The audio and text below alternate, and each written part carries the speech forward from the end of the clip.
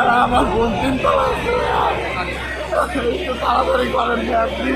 রাজধানীর বেইলি রোডের শান্তিনগর অবস্থিত ক্যাপিটাল সিরাজ সেন্টারের নিচতলায় ভয়াবহ আগুনের ঘটনা ঘটেছে। সোমবার সন্ধ্যা 6:45 ফায়ার সার্ভিস কন্ট্রোল রুমে খবর পৌঁছালে ফায়ার সার্ভিসের নিয়ন্ত্রণ কক্ষের ডিউটি অফিসার খালেদা ইয়াসমিন জানান, প্রথমে 3টি ইউনিট ঘটনাস্থলে পাঠানো হয়। পরে পরিস্থিতির গুরুত্ব বিবেচনায় আরও 6টি ইউনিট যুক্ত হয়। সর্বমোট 9টি ইউনিট আগুন নিয়ন্ত্রণে কাজ করছে। প্রাথমিকভাবে আগুন লাগার কারণ এবং ক্ষয়ক্ষতির পরিমাণ জানা যায়নি। কেউ বলছে বৈদ্যুতিক ট্রান্সমিটার থেকে আগুনের সূত্রপাতের সৃষ্টি হতে পারে। এতে ভবনে থাকা অনেক মানুষ আগুনের ধোঁয়ায় আটকা পড়ে। মিরপুর থেকে আমি আসছি, কলেজ থেকে আসছি, আমি বলছি কিছু কেনাকাটা আসছে আর কি। উপরে উঠবো, ওঠার পরে আমি বলছি নিচে যেহেতু আন্ডারগ্রাউন্ড পার্কিং আছে, আমি জাস্ট বাইকটা পার্কিং করে আমি বললাম উপরে উঠি। ও মা, হঠাৎ করে ওঠার পরে দেখি যে ধোঁয়া উঠতেছে। আমি আবার ভাবছি আমার বাইকের সমস্যা কিনা, পেট্রোলের বাইক, ভরসা নেই।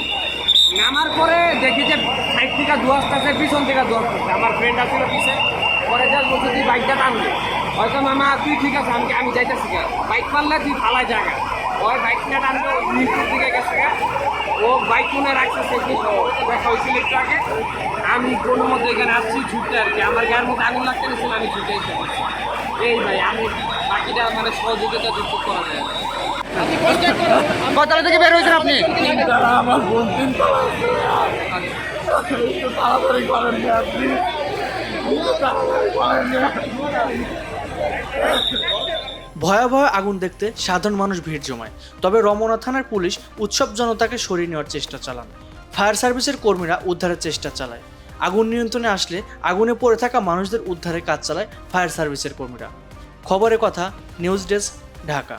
স্বদেশ কিংবা সারা বিশ্ব, সব ঘটনার সকল কথা আমরা বলতে চাই, কথা খবরের কথা।